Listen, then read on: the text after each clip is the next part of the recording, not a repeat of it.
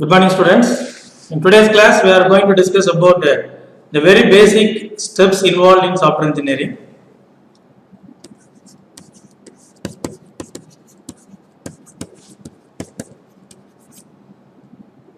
What do you mean by software engineering? Software engineering is nothing but the systematical steps involved in carrying out the projects right from the raw material to the complete end product to make it as a complete end product. For that, we have four phases involved, starting from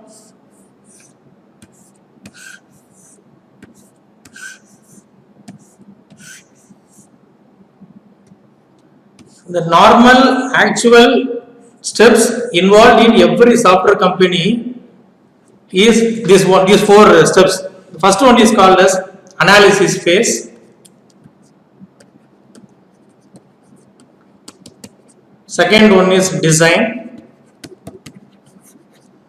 Third one is implementation. And fourth one is testing.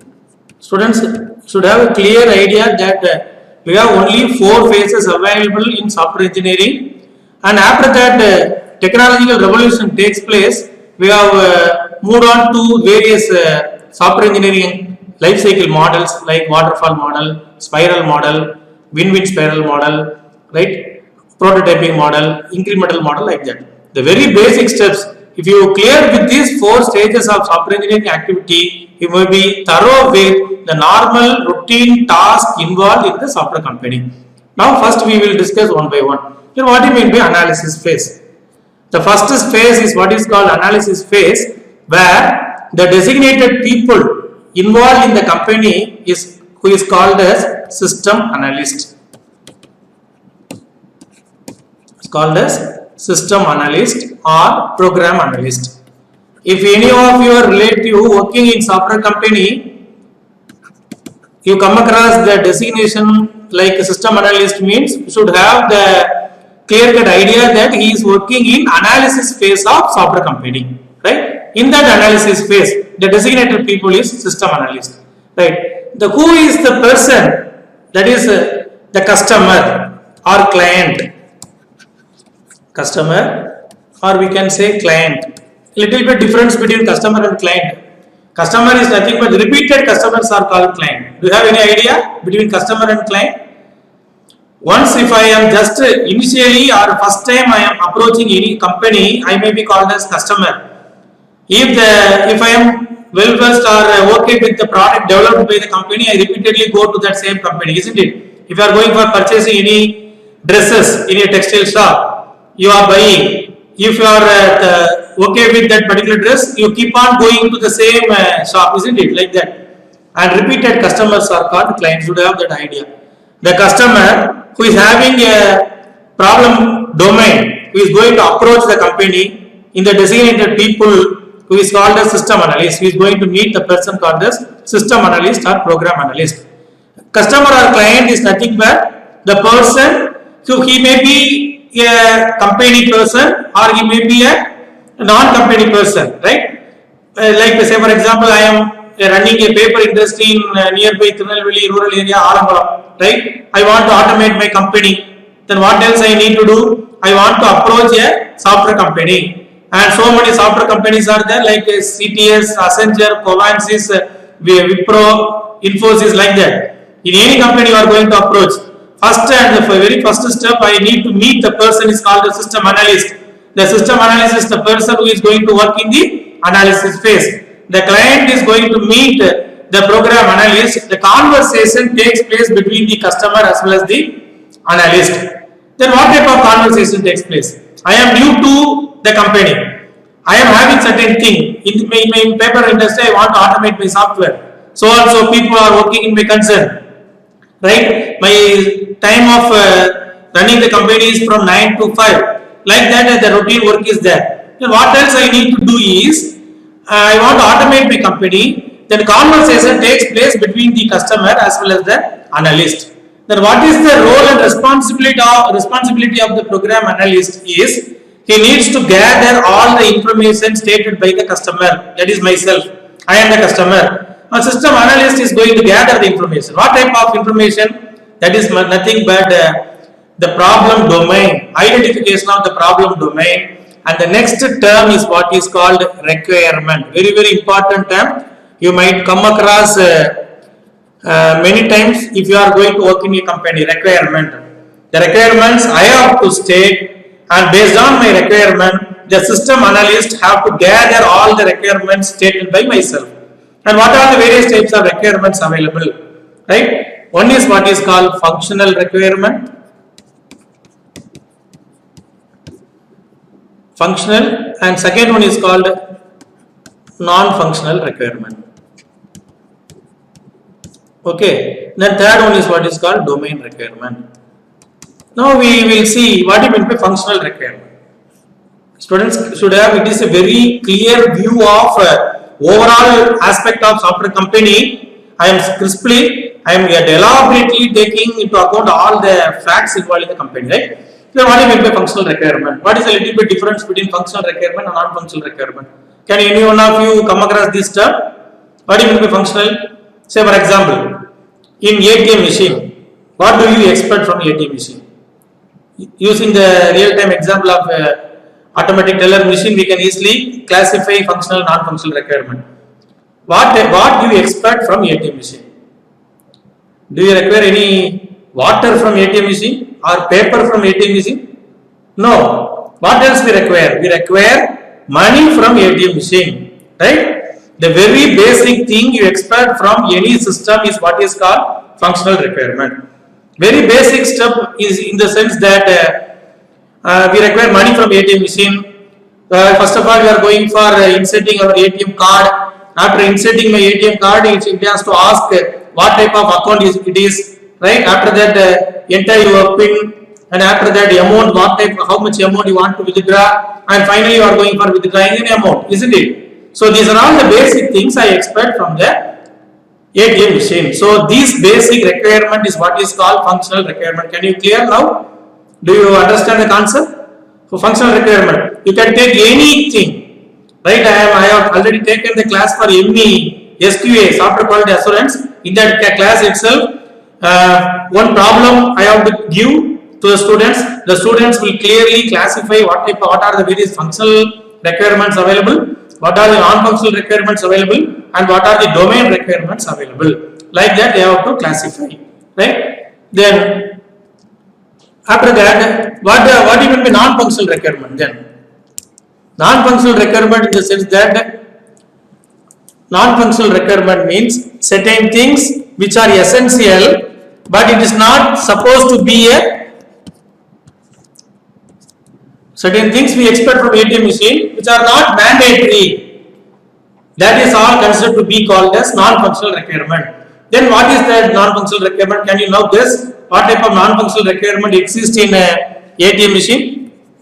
Say for example, AC, in some of the ATM machine we don't have air conditioning system, isn't it? But the ATM machine is functioning. It is fulfilling the functional requirement, but ATM machine is not fulfilling the non-functional requirement, isn't it? If at all you are not going to meet the non-functional requirement also, the ATM machine is going to function, isn't it? So non-functional requirement for the ATM machine, just imagine, before going to illustrate the software example, I simply give the real-time example.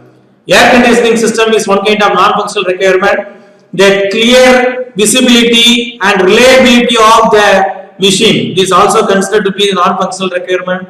Visibility in the sense that some of the ATM machine display is not visible, isn't it? Even then the system will be functioning. So it is not meeting out its non-functional requirement, right? Then what is some of the ATM machine may have security, and some of the ATM machine don't have the security. So these are all considered to be non-functional requirement. Visibility, clarity of display. Even after money withdrawal, some of the ATM machine will display the printout sheet of balance what you have, and some of the ATM machine we don't have this. So these are all not fulfilling the non-functional requirement. Can you now imagine the difference between the functional requirement as well as non-functional requirement?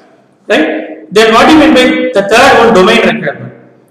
Domain requirement is the particular project comes under which domain. Say for example, if it is a telecom project, then it is called telecom domain. If it is the paper industry we are going for, then it is called paper domain, like that. So this is what is called functional requirement, and second one is called non-functional requirement.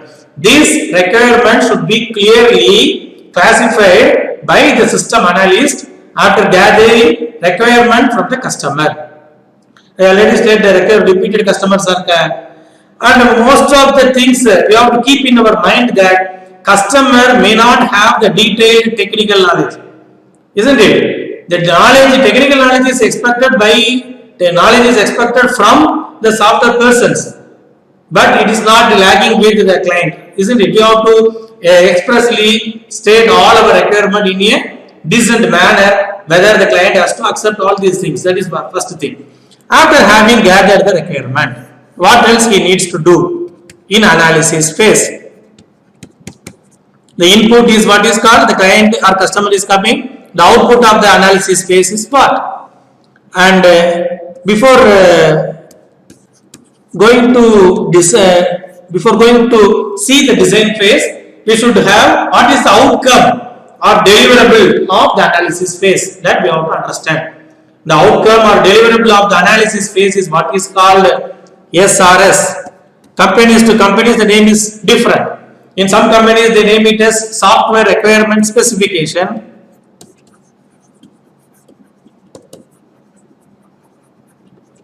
Software requirement specification. In some companies, they may be using the term called as requirement document. Right? In some companies, they naming it as software requirement document instead of SRS, SRD.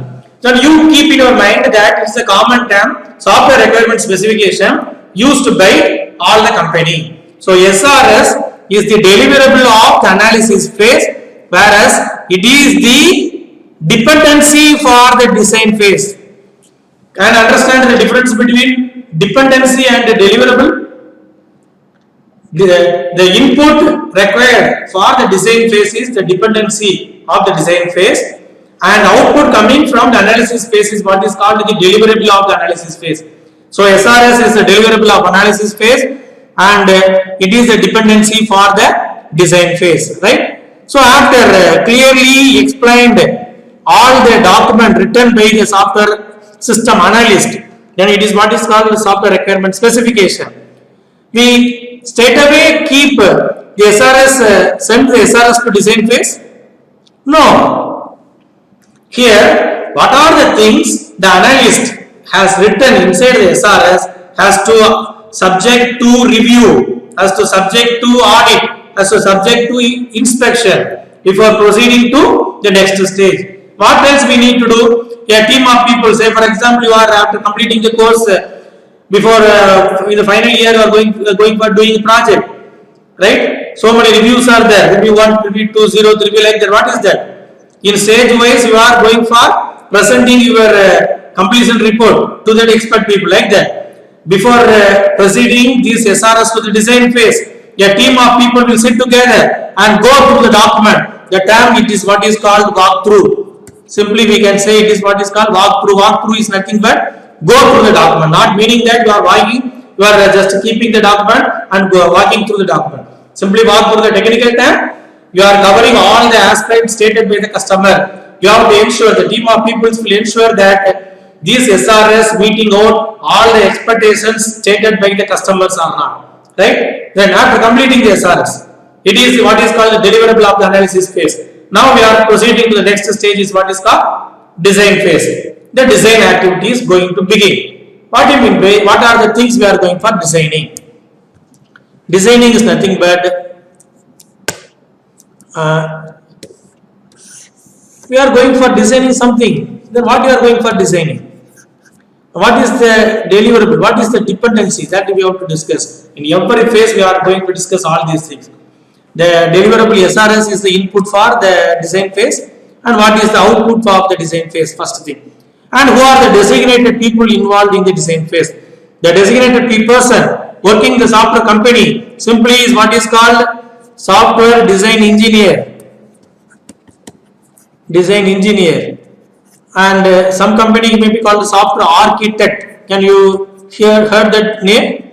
Architect, software architect, right? So design engineer. What is the role and responsibility of the design engineer? That we have to clearly understand. Right? After getting the SRS, what are the things we need to design? Isn't it? The first thing we need to design, right, is what is called data. Second one is what is called function. And third one is what is called interface. And fourth one is called component level design. These are all the four things the design has to be done. The very first thing is what is called data design. Then what do you mean by data design? Right? Simply I can clearly mention that there are two types of software requirement process. One is what is called normal thing, right? SRS, and another is what is called object oriented concept.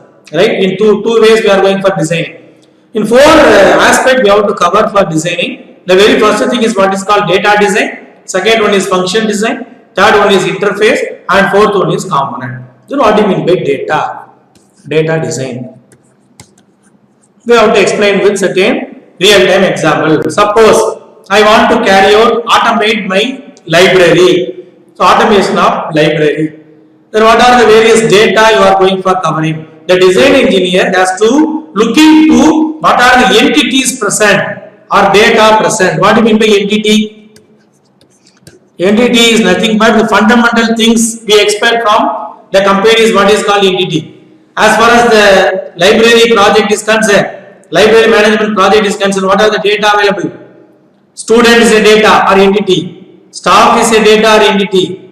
Administrator is an entity. Librarian is an entity, isn't it? Books are an entity. Then you might have studied in database management system that what are the mapping cardinality between these two layers. Mapping cardinality in the sense 1 to 1, 1 to many, many to many, many to 1, like that. The four way of mapping cardinality. The very basic first step the design engineer has to capture from SRS is what is called data or entity. Right? So the example I have already given. That is book or issue or written or staff or student or librarian. So these are what is called the entities or data present in design phase. And second one is what is called functionality. What do you mean by functionality? Right? Data we have clearly mentioned. Function means what? Function is nothing but functionality of the software. Functionality of the software in the sense, suppose I have two modules in my hand. Module 1, module 2.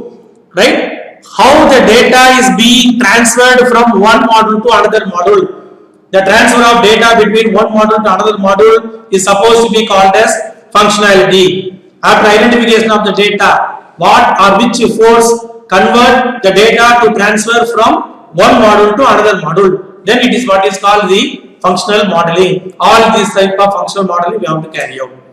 Right? And the third one is what is called interface. What do you mean by interface? Interface is nothing but we are dividing the total project into various sub-projects, isn't it? We are giving or assigning this work to 10 or 20 different pieces. 20 different people are going for the development. After that we are going for merging all these things. Most of the softwares will work well or function well if it is a standalone, and while go for merging during the interfacing the problem will occur. We can discuss this with our real-time example that some of the students in hostel or 4 people may be in one room. Say for example, 4 students or 4 friends assigned in one room. One person have an idea, second person, third and fourth. First person is having an idea to study in the same room. Second person is having the idea to go walk around the ground. And third person is having an idea to go for movies. Right? Fourth person is going want to take sleep. Right? The same room, considering 4 different people, individuality they are doing fine. If we are collaborating, the problem exists, and most of the softwares will find it difficult while go for interfacing. Most of the softwares will fail during interfacing. Then we have to consider this, right? And after designing of the interface, the fourth level one is what is called component. How can we define the component? Say for example in C, I am writing the coding has include stdio.h, has include conio.h, void main of. Right? int x, isn't it? So likewise I started my writing program in C. This is what is called steps in each individual lines. The collection of these is what is called component. Collection of this basic step is what is called component.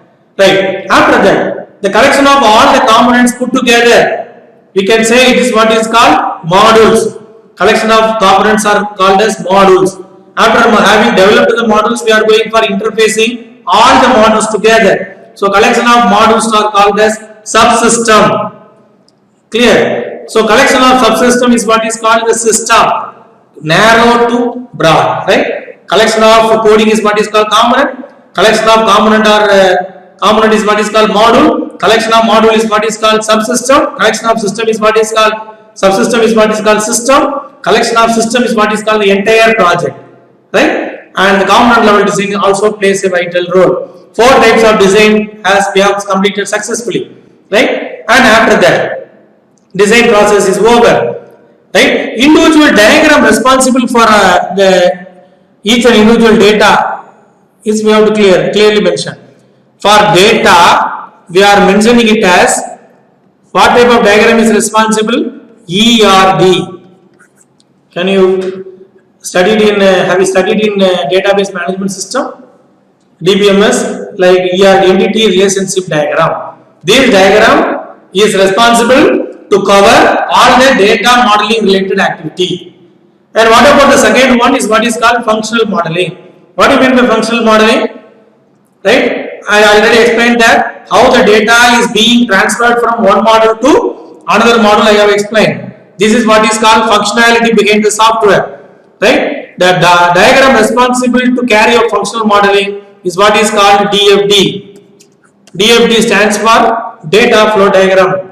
It is similar to that of the flow chart you might have studied first year. Right? Data flow diagram. Right? And third one is what is called interface. Interface means what? Say for example, standalone module will work fine. I am considering this as a module.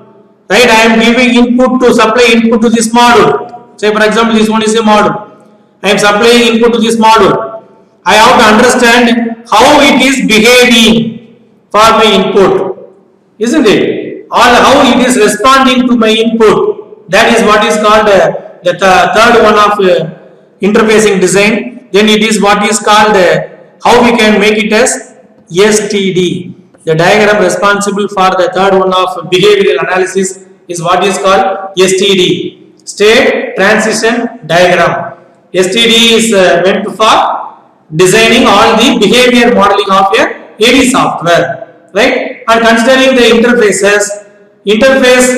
type of integrating testing also we are going for carrying out. The individual modules are integrated together and we are going to observe that it is working fine or not, right? What is the deliverable of the design phase? After completion of these 4 level of design activity, one is called data, second one is called function, third one is called interface, and fourth one is called component level design. After completion of these 4 things, we are going for preparing the document. That document is what is called design specification. We are naming it as design specification. What is the deliverable of analysis phase? Yes, it is what is called SRS, software requirement specification. Like that, here it is what is called design specification. It is what is called design specification. Right. In the design specification itself can be classified into 2 things. One is what is called higher level design description. Higher level design description. And second one is lower level design description. Lower level design description. What is called as HLDD, higher level design description, and LLDD, lower level design description. Then it is combinedly called as the design specification or design document. Companies to companies, the name will be different, right? Then design specification is the deliverable of the design phase. The second problem is over, right? Design specification is the outcome of the design phase, right? then you are going for implementation, right? So design specification is the dependency for the implementation stage, whereas it is the deliverable of the design phase. The designated people involved here is called as design engineer, or he may be called as software architect, right? Implementation work starts. Considering the implementation phase, you are going for the company person involved in the implementation stage is what is called developer. You might have heard the term developer, right? Or coder, implementer, right? If any of your relative working the concern and name his designation is developer, means he is working in implementation stage, right? You have to clearly understand. You have to keep in your mind. If any of your friends working in, I am a design engineer in Wipro, right? Then he may be working in the design phase of life cycle model, right? You have to clearly mention. And in that implementation stage, here we are going for dividing the total project into various sub projects here, right? Why we are going for dividing, right? The dividing the cells that modularity plays a vital role. What do you mean by modularity? If you are working with any concern, if you are working in the concern that your 100% work is concentrated by a single person, then he finds very difficult to complete, isn't it? If you are keep on dividing the total project into 10 different pieces, 10 different people involved in the development, right? The modularity rate is set a little bit high, and the problem of difficulty is going to be degrade. Modularity versus difficulty. If you are keep on increasing the modularity, the difficulty of completion of the project will be lesser, right? If you are organizing any event, say for example symposium in our department, we are going for preparing the agenda, we are going for dividing the various forums, isn't it? We are going for splitting into various activity, right? Committees we are framing, reception committee, right? And we are going for development committee and event committee, right? Hospitality committee. Why we are splitting into various committees? The work is going to be reduced. That's why we are going for dividing. Like that, in the implementation stage, various different types of software developers or implementers are there, are split into various teams, right? I am supposed to be called a software engineer generally. If I have 2 or 3 years experience, I may be called as team leader. Then after that, I am going to be called as project leader. And fourth one is called here after the senior software engineer. One more promotion is there, senior software engineer. And after that, team leader, project leader, then project manager, and senior project manager. Then keep on going at vice president, president, like that. This is what is called hierarchy they are following. A company, if some of your friends might be a team leader in Covansys, team leader in CTS, then he may have a team of people before him. He is a superior for those team. We are dividing. After dividing all the projects together, finally the project is going for integrating. Complete project is divided into 10 different pieces. After development of the 10 different pieces, we are going for integrating all the modules together. Then it is what is called a complete project, right? The complete project is what is called 100% work completed, right? Can we straight away run this project or deliver this project to the customer? No. Yes. Why? Because we need to test whether this project is working fine or not. Then fourth phase you come across is what is called testing phase. After implementation phase is over, you come across the testing phase. I worked as a test engineer in Bangalore, right, for 2 years. Software test engineer based to Infotech Bangalore. Right, what is the role and responsibility of the test engineer? You expect from the company. The test engineer is going to test the product. Right? There are 2 types of testing. In testing, there are so many different types of testing. One is called as manual testing. Second one is called as automated testing. What do you mean by manual testing?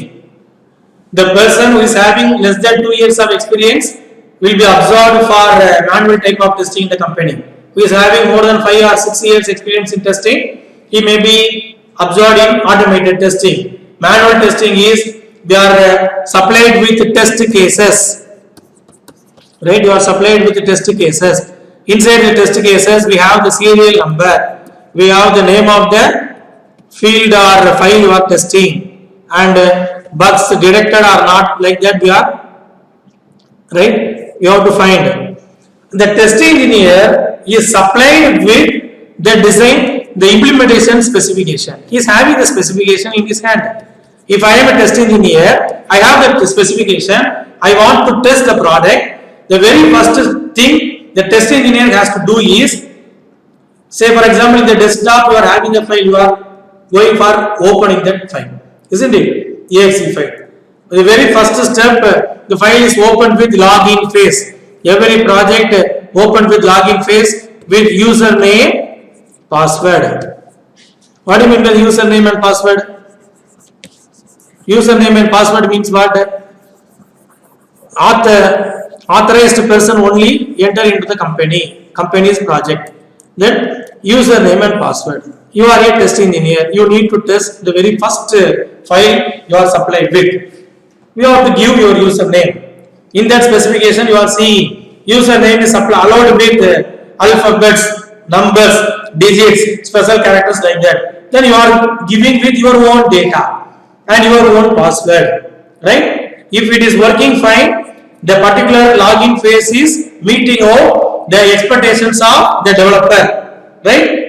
As a test engineer, the developer has to complete his module without having any type of error present inside the module. Right? The test engineer has to test the product without having any type of error.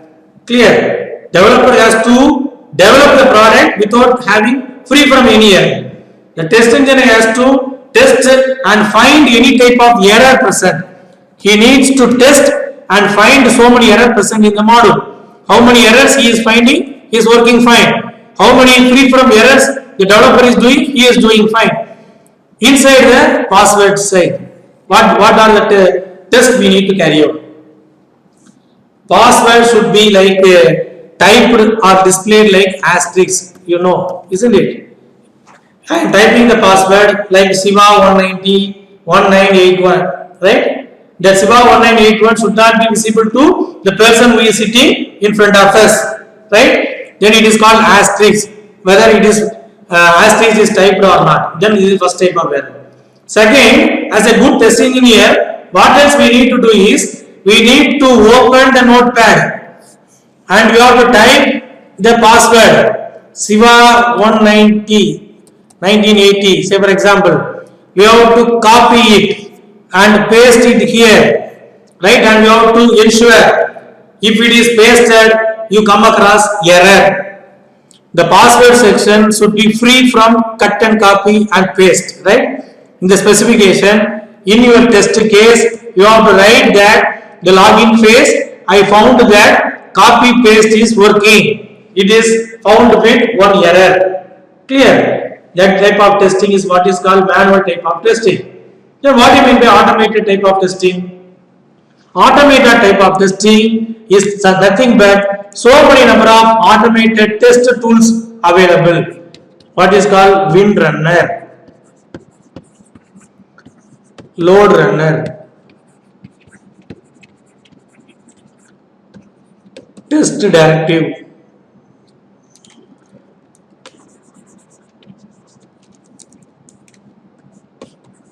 test directives, QTP, silk test.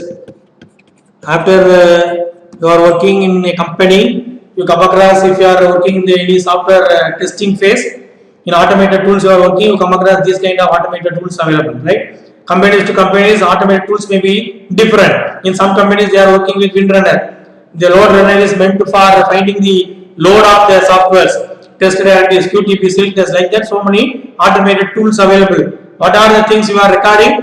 You are carrying out testing. It will record and playback, all type of testing. It is nothing but coding you have to write, like Visual Basic VB, right? You are writing that particular form. I want to open the login phase. You have to write the coding. The function will be the tool is going to open that particular login phase, and you have to supply the data here, and you have to find whether it is working fine or not. That type of tool is what is called the automated types of testing, right? So another type of testing available, then it is what is called black box testing.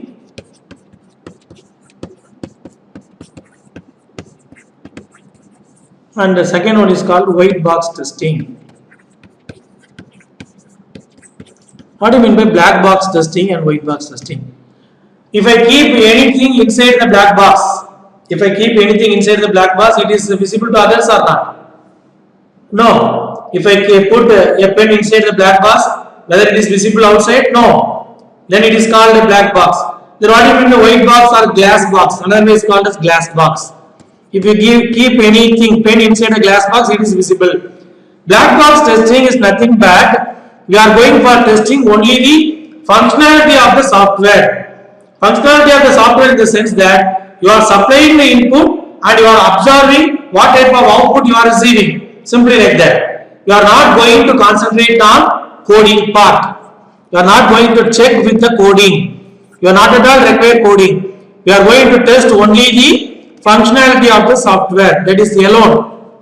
You are going for testing. If I am giving 50 as input, I require 60 as output, then it is what is called that output I am receiving. Then it is what is called black box testing. What do you mean by glass box testing? Glass box testing is nothing but if I keep or put inside any pen inside the glass box, I can simply see that things present inside the glass box like that. The coding part I need to test. How many loops available?